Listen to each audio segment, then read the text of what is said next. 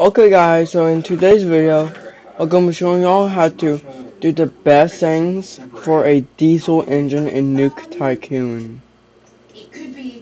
So, obviously, you'll probably already have it out already, but let me actually quickly get that out of the way. So this shouldn't take too long. You shot up an untested drug from Vought. You could have gotten yourself killed. We don't have any more. And even if we did, I wouldn't take it. It was awful. Like the hangover, all of it. Alright, Absolutely hated it. so obviously y'all gonna go here. I already bought the diesel engine and everything. I mean, you know, Just like so. gives me a dirty look.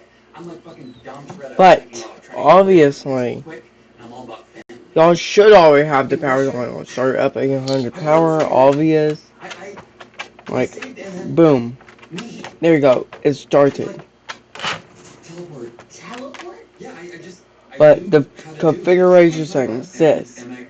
What y'all want? If y'all want it, like, work all smooth and everything, you'll probably want to do these things that I'm about to type up here. I'm sorry. You're right. Suffer. Cooling, season 5 of course. And if it like ever breaks, you have to instantly put it there and everything if the cooling system breaks or anything. Obviously, but set that, then boom. There's a perfect settings for y'all to do it. That is exactly how it should be set up. Like, if I overheat anything and it explodes, you have to purchase a new one. So, have fun with that, you guys.